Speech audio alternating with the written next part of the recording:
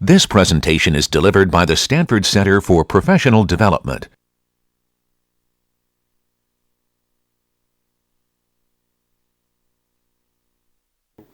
All right, so with that said, it's time to actually get into our next great topic in computer science. So I'll just leave this up here if you want to write down these numbers for whatever reason. But to wrap up a little bit about one of our last great topics, which was arrays, and specifically multidimensional arrays, and I'll just call them multi-dim arrays. And you've seen a couple examples of these right now, but I want to already, right, in the last couple classes you saw some examples of multidimensional arrays, but I want to show you yet another example to show in a very nuts and bolts kind of way how funky things get when you have arrays of arrays and you pass them around as parameters in a program, just so you see yet another example to drive the point home. So let's say I was going to write a program to, keep track of midterm and final scores, for example. And let's say the class was smaller than this. So I had at most 100 students, because I was teaching some class like basket weaving or something, and it's just small, it's cuddly, we all hold hands. So I have some two-dimensional array that I want to have, because I want to have midterm scores and final scores, but I want to keep them separate. So I'm going to have one array of midterm scores and another array of final exam scores. But in some sense, what I really have is a two-dimensional array that's 2 by the number of scores that I have as a maximum. So let's say 100 is the maximum number of scores I'm going to have. So I'm going to have a 2 by 100 array, and I'll call this scores. And I'm just going to create this by basically saying new int. And you've seen the syntax before, 2, and this is 100. And these would probably be constants that I would have in a program, but just to save space and save time of not actually declare, public static final int max size 100. So I'm just going to put 100 in there. And as we talked about a little bit before, some particular entry of this grid, right, because this is just a two-dimensional grid, like score 0, 0, is just a single int, basically. But then we talked about this funky thing where we said, hey, you know what? A multidimensional array is actually an array of arrays. So a two-dimensional array is an array of arrays. A three-dimensional array is an array of arrays, right? So we could actually think about, well, what happens if I only specify one of the dimensions of the array? So what do I get if I say, for example, scores sub 0, right? That's not one entry, so it's not an integer. That's, in fact, a whole array, right? The way to think about this is I have two arrays that have size 100, right? So we have a little break in there. And so scores sub 0 is this array, and scores sub 1 is this array, and scores is kind of this array of arrays, right? It's really an array that has two elements. So this is element number 1 over here in the heavy chalk line of the array, or element number 0. It's the first element, and here's element number 1. Okay? So this thing, the type of this thing, is really an integer array. And that's the funky thing to kind of think about. Okay? So score sub 0 behaves in your program just like if you had declared a one-dimensional array, which means you can pass score sub 0 to a function that expects a one-dimensional array. And that's perfectly fine. What it's doing is passing this element of the scores array of arrays, which happens to be a whole array of integers in itself.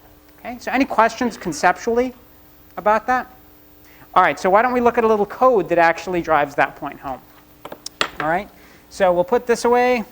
Bye-bye, midterm scores, don't save. And we'll come to our friend Eclipse, and we'll say, hey, Eclipse. Oh, we'll get to roulette in just a moment, don't worry. It's all about gambling in this class. All right, so it's not really gambling. All right, so let's say we have a program that wants to keep track of test scores. So here what I'm going to do is I'm going to have a program test scores. Again, we're just going to set the font to be large. It's not a big deal. And I'm going to ask the user for the number of scores. So I'm going to ask the user for number of scores. And whatever the user gives me as num scores, I'm going to create my scores array to be a new array of integers that's 2 by however many scores you have. And you should see this right now, and you should go, but Mehran, well, you're missing the declaration of scores, right? This creates a new array of arrays, but where's the declaration of scores? Instance variable. So I want to show you an example of where we have an instance variable that's an array of arrays. So here I declare the instance variable. This just tells me that scores is going to be a two-dimensional array. It has not yet created the two-dimensional array. It has just said, I'm going to have this thing called scores that's going to be a two-dimensional array. I still need to create it. So when my program runs up here, I ask the user for the number of scores, and I actually create the two-dimensional array. I don't need to declare scores, because scores was declared as an instance variable or an IVAR, so it's already declared. I need to create all the space for all the elements of the array. Any questions about that? Hopefully that's clear. All right, so first thing I'm going to do is I'm going to initialize my scores. And here in its scores, all this is going to do is have two for loops that are going to go through and set all the scores in the grid to be 0 to begin with. Now, I told you before, when you declare an array, when you create an array, the values of the array get initialized to be the default value for that type. And the default value for integers is 0. So you might say, but Mehran, they're already zeros anyway, so why are you doing this? I'm just doing this to kind of exemplify the point. I could put in a 1 here and just say, hey, everyone starts with a 1 on the exam, right? But we'll just say it's 0. How do I actually think about this two-dimensional array? Well, first of all, I want to think about the rows of the array, and then for every row, it's got a certain number of entries, or essentially the number of columns in the grid. So how many rows are there in the array? If I look at the two-dimensional grid scores, and I say scores.length, and scores is an array of arrays, it tells me what is the size of the first dimension, right? So if scores is a 2 by 100 array, what's the size of the first dimension? It's 2. So scores.length, the way you want to think about it is this is scores. How big is scores? Scores actually is of size 2. Each of the elements of scores is of size 100, but if each of the individual entries of scores, score sub 0 and score sub 1, is an array. So there's only 2 arrays inside scores. So scores.length back over here in my program will, in this case, have the value 2. Okay? So that's going to be my outer loop. My outer loop is going to say, I want you to loop over however many rows you have in your grid is the way to think about it. For every row, how many entries do you have in that row? What I'm going to do is I'm going to say, hey, all the rows have the same size, so I'm just going to arbitrarily pick the first row, because I know there's always going to be 1 row. If I knew there was always going to be 10 rows, I could say score sub 9. But if you're a programmer, they're just like, why are you doing score sub 9? So the general idiom, the way we usually do it, is just score sub 0, because you always know that there's always a first entry in an array, or an array of arrays. So score sub 0, what is that? Score sub 0, I just told you, is a whole array of integers, right? It's this thing right here. So its length is 100 because there's 100 integers in it. So in this for loop, we loop through 100 elements. And so all we're going to do inside here is we're going to set scores I sub j. I is going to vary from 0 to 1 because it's actually going to count from 0 to 2 but not include 2. And j is going to vary from 0 to 99. And so we're going to set all the elements of the grid to be 0. Any questions about that? The syntax just kind of looks funky because here we have scores without a subscript on it. Here we have scores with a subscript on it. And in both cases, we're taking the length. And the important thing to think of conceptually is it's an array of arrays. So when we just take the first length, we're saying, hey, how many subarrays do you contain? It says, hey, I contain 2 arrays. I'm an array of arrays. And when we take the length of the first subarray, we get the actual number of columns for a grid. Okay? And you could generalize this to 3- and 4-dimensional arrays, but for this class, really all you're going to need to worry about is 2-dimensional arrays at most. Okay? So that's going to initialize all the grid to be 0. So that's what init scores is going to do. And then we're going to write out score sub 0 before we do any incrementing. I'm actually going to increment all the scores inside because it's just good to give everyone points.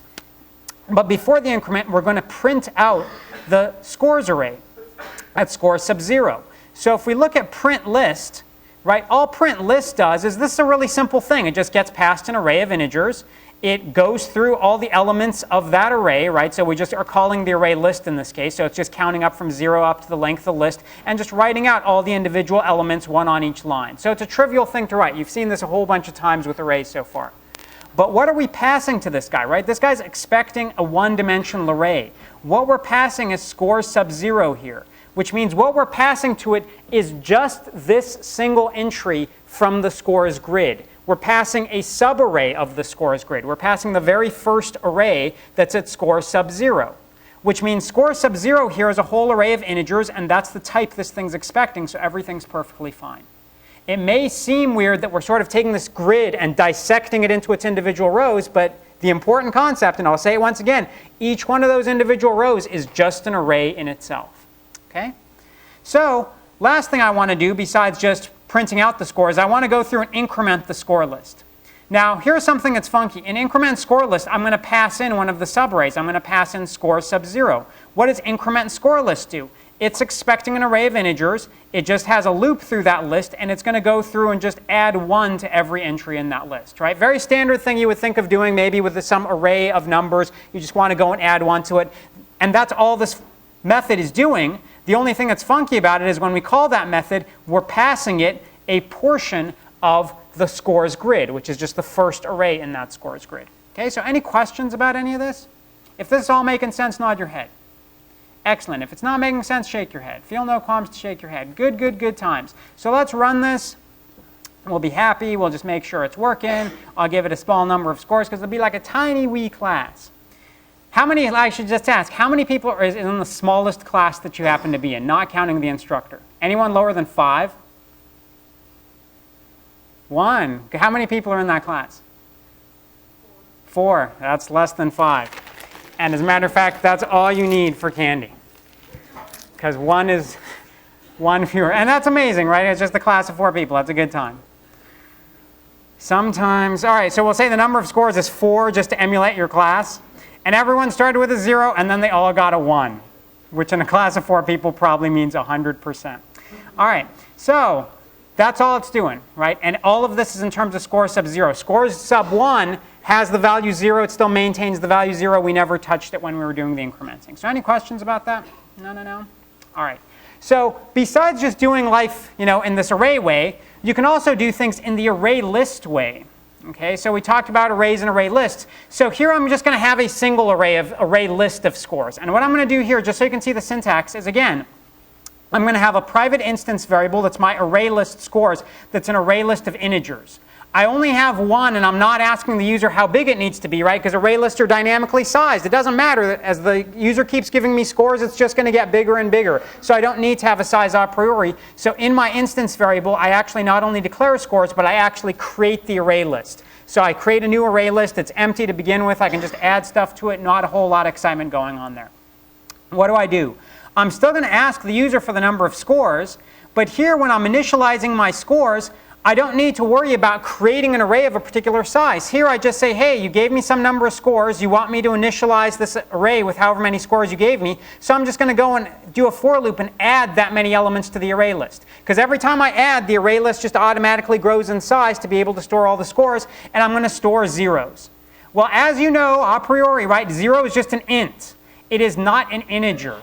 So in Java 5.0 and later, because life is happy for us now, we get this automatic boxing, which means the computer sees the 0 and goes, oh, that 0 is an int. Your array list stores integers, right? That's the parameterized type of your array list. So I'm automatically going to box up your little 0 like you're at the integer restaurant, right? And it's like, oh, I got this O. And it's like, yeah, I can't eat the O. Let me box it up for you as this thing called an integer, and then you can have it. And then it says, oh, I can add an integer to scores, and it just takes care of that for you.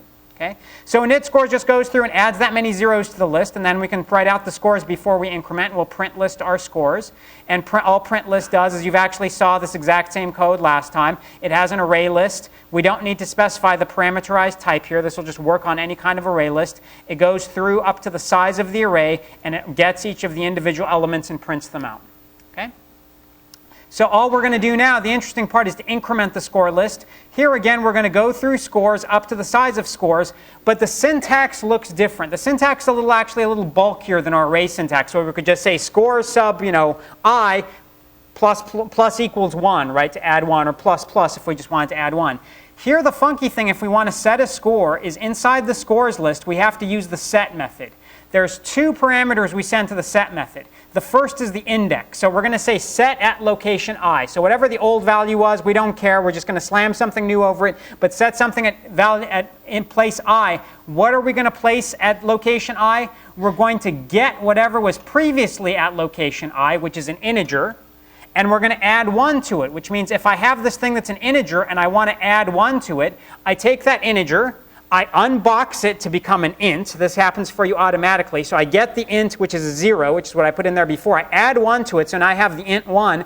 And now I want to store it back into something that stores integer. So it automatically gets boxed up for you as this integer and gets stored back. So the syntax looks a little bulky, and that's really the point of showing this to you, is sometimes using array lists is going to actually be a bulky thing to do. But if we go ahead and run this, we're running.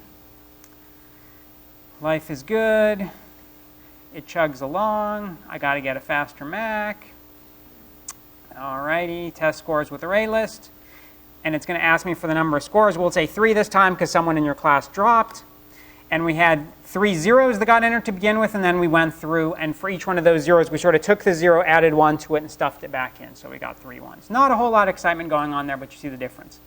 So when you see these two things, one natural question that kind of comes up in your head is, OK, Mehran, I sort of see 2 ways to do this. Which one should I use? Should I use an ArrayList or should I use an array? And as a matter of fact, you just told me on this next assignment, I'm going to be working my array muscles. So what's a good idea to think about? Okay? And here are the pros and cons. So if we think of array lists, and I'll just give you the pros and cons relative to array lists versus arrays. The pros of an array list, right, or that the biggest pro is that it has this dynamic resizing. So if I need to add more elements, if I don't know the size a priori, this is a great way to go because it automatically resizes. Okay? And the other pro that it has is there's a bunch of high-level operations that automatically supports, things like contains, right? So you can just see if an array list contains a particular element or not. So it has other operations, I'll just say ops, that are provided for you, right? Which is a nice thing to have, so you don't need to worry about going and finding some element in an array. It does have some cons, though. And the cons are that it's less efficient in terms of how the computer actually deals with an array list versus an array than an array. So it's less efficient than an array. The other con that it has is its syntax can get kind of bulky. Syntax is bulky because one thing that I really want to do often is if I want to have some array, I want to make some modification to the values in that array. Well, an array, I just say, hey, you know, I have score sub 3 and I stick in some value and life is good, or I say score sub 3 plus equals 5 and I add 5 to it and life is good. Here the syntax is bulky because I need to say get the old value, do the modification to it, and then set it as the new value. And so I'm really doing 2 method calls every time I want to get and set a value, and that's just bulky. And bulk means it becomes more error prone. The other thing is in the pre-Java 5.0 world, so we'll just say pre-5.0, which would make you sad and weep, and if you run into any friends that are using a version of Java earlier than 5.0, you should just pat them on the shoulder and take a moment of silence with them, and then I wouldn't say slap them around, but I would say encourage them strongly to get a newer version of Java. Pre-5.0, this was horrendously bulky to use because all that boxing, unboxing stuff didn't happen automatically. And you had to worry about, oh, I need to box and I need to unbox. It was a bad time.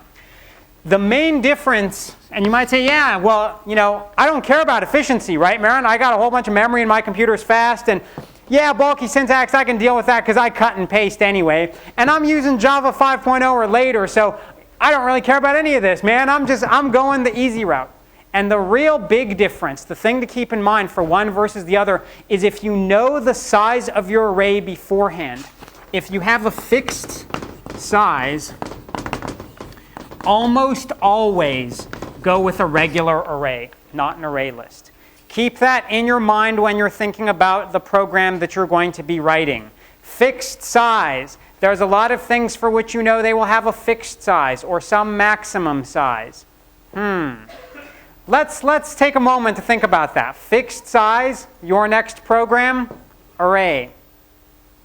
Good? All right. So just in case it wasn't clear. All right. So now with that said, it's time to actually move on to the main topic for today. So any questions about array versus array list? Hopefully that should be clarified. All right. And you should just be thinking right now, oh, Mehran. That was easy. Can you even hear that? That was easy. Yeah, that's what I'm talking about. That was easy. Broadcast in stereo. All right, which means it's easy from 2 different sides. So now, the thing to think about is our friend debugging, right? Which is something you've done this whole time. And you're like, but Mehran, I've been doing debugging this whole time. How can we have a whole lecture on debugging? Well, because it's time to think a little bit about the zen and the art of debugging, and actually a bunch of practical tools I'm going to show you to do debugging with. Okay? The first thing to think about debugging is when you are a computer programmer or a software engineer, or in the larger sense, computer scientist, there's different roles you play when you are building software. There's a portion of your time which is spent on designing software, and here you're really like an architect. You're kind of looking at big pieces and how they fit together and drawing schematics and figuring out what your sub-pieces are and doing decomposition and the whole deal. Then you go into coding. And when you're coding, you're an engineer. Woo, woo, you got your little hat on, you're in your train. No. You're writing code and you're thinking about good software engineering, but you're building something and you're driving a process forward. Then there's this thing called testing, which you do to your code. And a lot of times that means it's 4 a.m., you think your code works, the project is due tomorrow, and you decide, hey, I'm going to do some testing. And this is the role that does not get taken seriously because it's 4 a.m. and your project is due. Oftentimes testing means, hey, I ran it once, maybe twice, and I felt good and I stopped. And I tried the simplest possible cases I could try. That's not the role you want to play when you're testing. When you're testing, you are the vandal. And that's like you got the spray can in your hand and you're like, yeah, we're going out.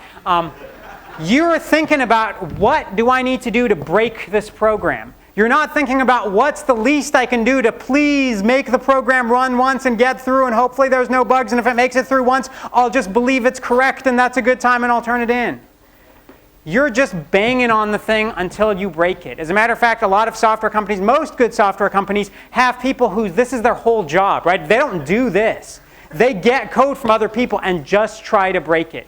And this is a skill. You see some amazing things that people do to break code, but they do it, right? And you got to appreciate that because when you're writing your paper on your word processor at 4 in the morning and it crashes, this person wasn't doing their job because you found the crash and they didn't, okay? So that's what you want to think about. You really want these people to be vandalizing the software, okay? And then after the vandal comes along and smashes everything up, then you have this job that's left to you, which is debugging. When you're debugging, you could think, well, I'm the police officer and I go and track down the vandal and make them stop. In fact, no. You want the vandal to keep vandalizing. You're the vandal. You got to keep trying to break your software. But at the same time, you're a detective to try to find out where the breaks are happening and how to fix them. Okay? Now, here's something that people find a little odd, and I like to call them the four, well, some people don't find them odd. The people who do software engineering don't find them odd. I like to call them the 4 Ds of software. Okay? And the first D is design. You've already seen that. And then there's development, which is actually writing your code. And then there's debugging. And then anyone know what comes after debugging? You're like, D party. No. Deployment. Okay? And in this class so far, we focused on design and development. And now we're going to spend some time thinking about debugging. And deployment is kind of like when you give it to your section leader. We don't worry about like you release software version 1.0 of your Hangman program. And then we're like, oh, so when is 2.0 coming out? And you're like, let me get back to you on that. And then you issue a press release and the dates slip and shareholders get angry. Right? Yeah, like we should have CS 106A shareholders. We're like, when is Hangman coming out? Oh my God, you slipped the deadline. Right? Then you'll know how serious those late days are. Then there's deployment, okay? And the one thing that I would posit, and actually a lot of people agree with, is that any problem that cascades from one step to another causes a factor of 10 times in the cost to fix it, okay? Which means you come up with a bad design for something, you're going to spend 10 times as much time writing the code for that bad design. And the bugs that come up as a result of bad design are going to be 100 times as costly to fix. And once that software gets shipped out into the field and the only way to fix it is to issue a new version, that's 1,000 times more expensive. And people look at this and they're like, but Mehran, you can't be serious, right? How could it be 1,000 times more expensive? Well, let me give you a little example. How about our friend the space shuttle? Right, we have a space shuttle mission going on. Space shuttle had an initial set of software that was written for it, okay? Right, we're thinking like, oh, like int x. How much do you think one line of code cost when they were all said and done? If you think of the total amount of money spent on the software development effort for the space shuttle versus the number of lines of code that were written, how much did it cost per line of code? Anyone want to venture a guess? Like dollars. $10. That's kind of fun. That's probably a job I take. Anyone want to venture another guess? $1. Higher. Does that scare you?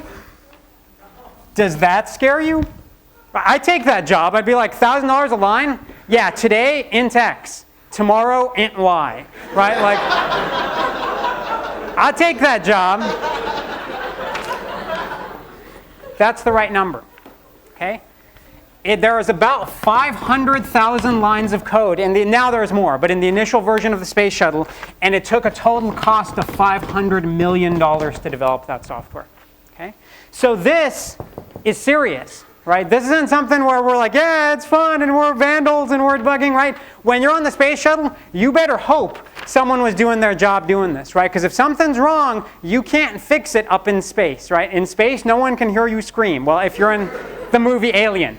But if you're on the space shuttle, it's real difficult to actually fix software. Okay? Mars rover was actually lost because of a software issue. Not actually, well, it was a software design problem that came up, right? Anyone know what the design problem was? Yeah, it was basically two different, it was all basically the same difference as feet versus meters, right? One person was coding to a spec that said, oh, the input you're going to get is in feet. Another one thought it was in meters. Right? Those are off by a factor of 3. That's enough to kill the project. And guess how much money was spent on that thing? A lot. All right? So it's important to think of this well. So how do you actually think about doing good debugging? So the way we want to think about debugging is, in some sense, it's a river. And you're like, what? What is Mehran talking about? This is a river. This is the river of your program flowing. Right? It's just nice. It's wonderful. And you're like sitting there and you're having a picnic down here and the sun is shining and the birds are chirping and you're like, if my program gets here and life is good, everything's just fine. But what happens when the river is flowing? You run your program and you get all the sewage down here. And you're like, having a picnic next to sewage is no fun. Well, what happens? So you go all the way upstream and you look at the beginning of your program and you say, well, at the beginning I knew I had no bugs because my program didn't contain any lines of code.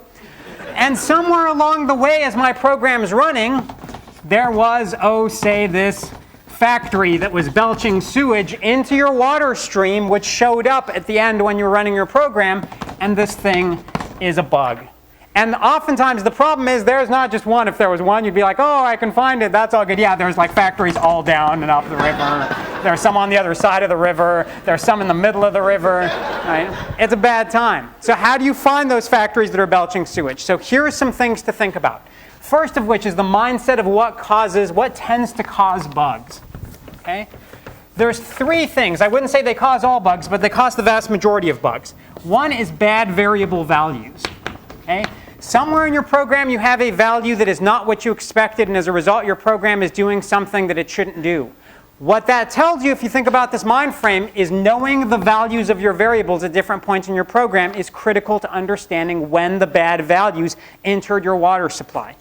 Second of which is faulty logic, right? You meant for the computer to do X, you programmed the computer to do Y, right? X and Y were not the same. There's no such thing as a computer glitch. The computer does what you tell it to do. And so you might say, hey, the computer's not doing what I told it to do. Yeah, it's doing exactly what you told it to do. You just didn't tell it to do the right thing. And last but not least, and this is probably the biggest one, is unwarranted assumptions. Right? Hey, I thought the value were going to be meters. You didn't tell me they were feet until after the mission launched and we lost the rover. Think about what your assumptions are, and that's why when we talked a long time ago about pre and post conditions, right? When we talked about in the little world of Carol, and oh, we just didn't want him to walk into a wall, that was what assumptions were all about. What can your method assume when it's called, and what can you assume after your method's actually done, and do those match up? So the things to keep in mind, and these are part of the zen of programming debugging, and then I'll show you the actual doing of debugging, okay? People have a tendency to look for complex problems. Most of the problems are simple. So don't fool yourself into thinking a problem always has to be complex to be a bug. Sometimes it's just a very simple piece of faulty logic, or some value that you mistakenly added 1 to or added 3 to somewhere that you didn't mean to under some conditions. Okay? Be systematic. There's a tendency, and this tendency tends to increase as the amount of time left to the deadline for the assignment decreases, which is to just haphazardly jump around code and be like, it's got to be here somewhere. Is it over here? No, that's the game I play with my 1.5-year-old son. Is he over here? No, is he over? And he's just standing there with his hands over his eyes. Because he has the simple idea in mind, and I'm looking for something complex, but I'm not being systematic. I'm just like, is it over here? Is it over here? And then finally at the end, right, had I just started at the beginning of my program and began to trace it through, I would have found my problem. But I have a tendency not to do that. And part of the reason I have a tendency not to do that is that I make assumptions about where the problem is. Now, hunches are great. It's great to think about, oh, I think the problem should be here, and have some intuition and hunch about that. But when you have an intuition versus a fact and the two collide, this is in your 11 rules of debugging on one of your handouts that you get, the fact always wins, right? Your hunch never beats out a fact. So if you make assumptions about the problem and you don't see the problem in the place of the code where you thought the problem should be, maybe the problem's not there, and you need to reassess your assumptions about those pieces of code that you thought were simple and so they were error-free, and in fact the error could be there. Okay? Other thing is, be critical of your code.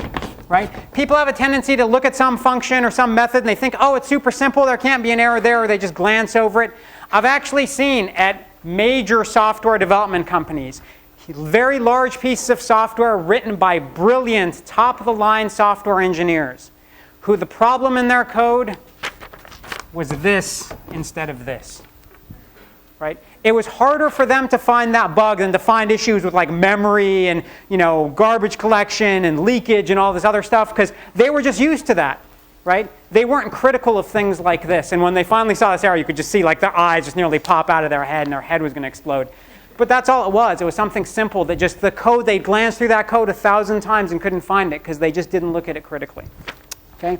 And last but not least, and this is the important thing, at 5 in the morning when your program is not working, remember this. Trust me. Don't panic. Panic is the worst thing you can do with bugs. And why? Because people sit there and they think, oh my God, there's this bug in my program and it's over here. No, it's over here. No, it's over there. No. Your code's not changing unless you change it. If you have a bug in your code, there's a bug. It's in one place. It remains in one place. Every time you run your program, it's in that same place, just begging you. It's like, come on, come find me. Did he find me now? No. Come on, come find me. It's just there. It's that same little line of code, right? How many total lines of code are there? Like a couple hundred at most, right? It's in there. It's not moving. It's up to you to find. Don't panic about it. Be systematic. Question your assumptions. Be critical of your code, and eventually you'll get there. But if you panic, you won't, because you won't be seeing it. Okay? So what are some approaches we can take to debugging? Now that we have some of the basic sort of philosophy down. And the fact that the real critical thing is don't panic. The simplest approach to debugging is something that's called printf debugging. And printf is actually something that comes from the language C. The way you can think about it is println debugging. And the basic idea is, right, if bad values are the problem with your program, which in most cases they are, put some extra printlns in your code that tell you what the value of your variables are at different places in your code. Use printlns to let you know that you called a particular method. So at the top of a method, just have a println that says, hey, method X just got called. And right before that method's supposed to be done, you add another println that says, hey, method X is just about to finish. And if you notice some problem that happens between those lines, probably something's going on in method X. Another thing you can do is just write out the values of your variables. And that's probably the thing I would recommend most. At different places in your program, just stick in printlns and see, is the values that you expect there matching what you thought was going to actually be, right? And if they're not, you can sort of see at what point did the variables change to values that you didn't expect. And so something bad must have happened between the last time you saw the values that were OK and the time in which they became bad. Okay? The other thing, and this is a little bit more involved but not a big deal, is something called unit testing, right? People have a tendency to test their entire program at once. They write the program and they run it and something doesn't work. Well, why not actually test out individual units or individual methods in your program, right? Write a call to a particular method where you pass in the values for all the parameters with known values and see if the thing that it gives you back is what you expected it to do. That's called unit testing because you're just testing one unit at a time. And when you're done doing the testing, you can take those calls out and run your whole program. But when you write some method, especially if it's a complicated method, just write a couple of lines at the top of run that the first thing they do is call that method to see if it's actually doing something reasonable with some artificial values that you give it. Okay? So one way that you can combine a lot of this stuff is if you happen to be working in a development environment that gives you facilities to do debugging more easily. And so I'll show you, if we come to the computer, Eclipse actually has a very nice debugging environment. Okay? And so rather these printlns you can do sort of in any program, right? Because even if you're doing a program that you don't have a nice debugging environment, you can still do println and life will be good. So let's actually debug a program using the debugger in Eclipse. So here's a little roulette program. And the way roulette works is we're going to have some constants to begin with, how much money you start with, and how much you're basically wagering or betting on every spin of the roulette wheel. So the way roulette works is we have a big wheel that we spin. And here's all the rules of roulette down here. I'll just show you the rules. Oh, it's too much text to read. The basic idea is the wheel has a bunch of different numbers on it from 0 to 36, all sort of consecutive numbers. And the way you can bet on numbers is you can either bet for an odd number to come up, an even number to come up, a high number to come up, which means a number in the top half, from 17 to 36, or a low number to come up, which means from 1 to 16. And you might, or 1 to 18. You might say, but Mehran, what about 0? 0 is always a loser. So 0 doesn't count as an even number. It doesn't count as a low. It's just always the losing value. And the reason why that exists is because that's the house's advantage. It gives them a slight advantage of about 3% over the player, and that's how in the long term they make money, because 0 is always a winner for the casino, never a winner for the player. Other than that, everything's even money. If I bet $10 on low and a 5 comes up, which is in the low half of the range, then I win $5. Okay? So that's what the instructions basically say. Just a bunch of printlns, they write out instructions. Okay? We're going to have a random number generator, rgen, that's an instance variable that just generates random numbers, and it gets an instance of the random number generator. Hopefully after breakout and hangman, this should be fairly comfortable to you. And now we kind of come to the rest of the code. Okay? First thing I'm going to do is set the font to be big. I'm going to write out the instructions, and then I'm going to play roulette. And so I say, hey, in playing roulette, I have some starting amount of money that the user gets. As long as their money is greater than 0, I tell the user you have some amount of money. I ask them which betting category they want to bet. That means either even or odd or high or low. So they type in a string. There's 4 betting categories. I spin the roulette wheel to get a value between 0 and 36. And then if there's a winning category based on the outcome that they have, I basically say you won this amount, and I increase their amount. If they didn't get a win in that winning category, then I say the number is not basically, that number is not whatever you bet, so you're going to lose. And I subtract the amount of wager from the total money, and if they happen to get out of this loop, then their money is down to 0, and I say you ran out of money, and we stop. Okay? So I might just run this program and see what's going to happen. Notice I didn't show you all the other code yet, because I want to show you the facilities of the debugger rather than just having you stare at code for a bunch of time and try to debug it, because that's not the way you want to debug by just staring at code. You want to look at what the symptoms are. So here we're going to run roulette. And it writes out all the instructions, and it says enter betting category. And so we'll say, hey, I'm going to bet even.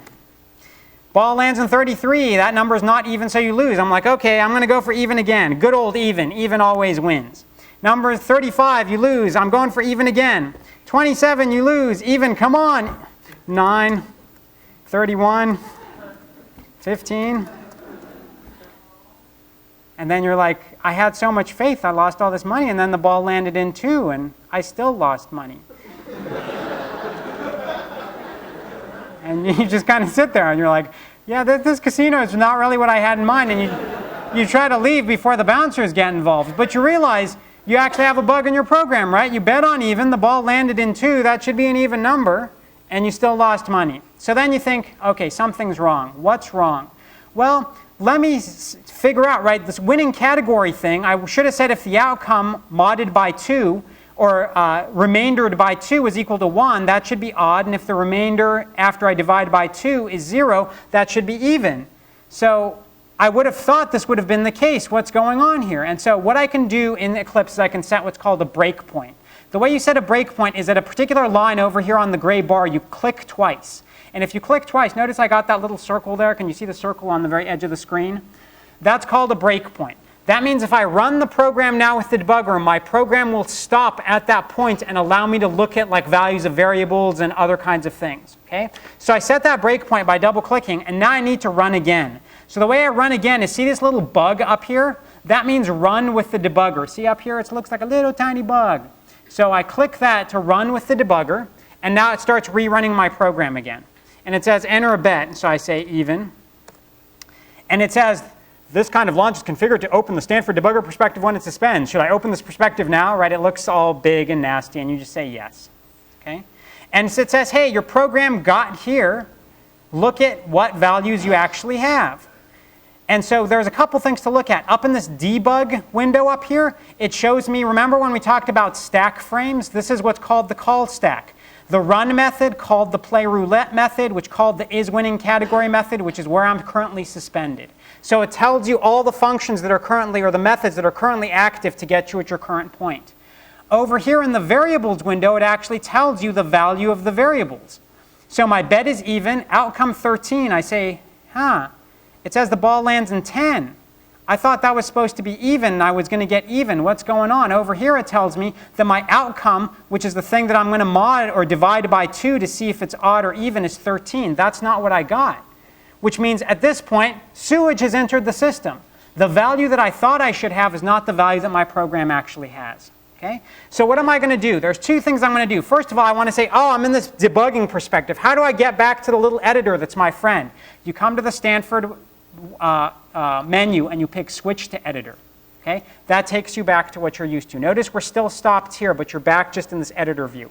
There's a couple things we're going to do. First thing we're going to do is I'm just going to say, whoa, stop the program, something bad is going on. Next thing I'm going to do is say, hey, my program involves random numbers. So I'm going to set the seed for my random number generator so I can count on always getting the values the same every time. So if you're debugging with something that involves random numbers, set the seed before you go into debugging, and that'll guarantee you always get the same number. So I set the seed.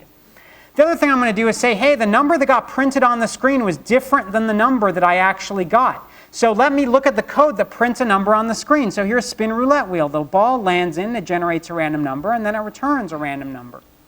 What's the problem here? Anyone want to venture a guess? They're not the same random number, right? It generates one random number to say, hey, the ball lands in some number. That was kind of a social. And then it says, hey, you know what? Yeah, our casino, we just remove that ball, and we just pick another number randomly to say that's what it really was. Okay? That's maybe a lot of fun for the casino, not so much fun for you. So what we really need to do is inside here we'll have something like spin, and spin is going to be whatever we get from the random number generator. Okay? So we'll just say, hey, spin is this random number, and then what we're going to write out is spin over here, and what we're going to return is also spin. So we only generate one random number. Let's save that, and we're like, oh, we only generated one random number. That must be the bug. I must be done. Oh, yeah, good times, good times. So I run my program again, and I get this whole thing, and it says enter betting category, even. 27, you lose. I'm like, oh, it must be working. Even 15, I'm like, oh, yeah, my program is so good. I'm such good, yeah. And you think you found your bug. And then you realize when you're the vandal and you're trying to see if that error condition still exists, hey, we found one bug, that was great. That didn't solve this problem. So you say, okay, back to the drawing board. Let me quit out of here. I'm going to go and set another breakpoint over here. Okay? So let me clear this breakpoint. I'm going to set another breakpoint. I'm going to run it with the debugger, okay, which is what I didn't do before. So now I run with the debugger. And it says enter a bet, and I say even. And it says you've stopped here. And so yes, I want to do this debugger perspective. And I say, hey, the outcome is 27. And so if I look at my bet is not even, right? It should be odd. So I say, oh, that's great. Well, it shouldn't be odd, so that shouldn't match. There are some tools up here I can use to say step through my program. This one in the middle up here, if you can look at this line that has sort of this curve to it, that means step over. And all these different icons are actually explained in your debugging handout, but step over is the critical one. It says, just execute this line of code and go down to the next line of code. You have two other options. You have step into, which actually makes a function call or method call if you happen to be in a method, and step return, which says step out of the current method I'm in. They get a little funky, so step over is what we're going to do. So we step over. And odd doesn't execute, and you're like, yeah, odd shouldn't have executed. Even, yeah, my bet is even, right? I know over here my bet has the value even, so I execute another line. Whoa, what's going on there? I should have gotten bet was equal to even and return the fact that my outcome was actually true, that I actually won. What's the problem here? Pardon?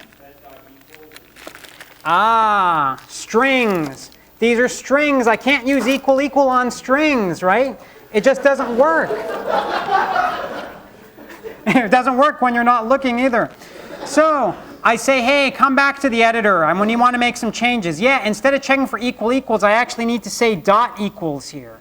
As a matter of fact, I'm going to use equals ignore case because that'll make the life for the user even better. They can either put in odd or even in uppercase or lowercase. So I'm just going to do a little copy and paste, which is always a dangerous thing to do.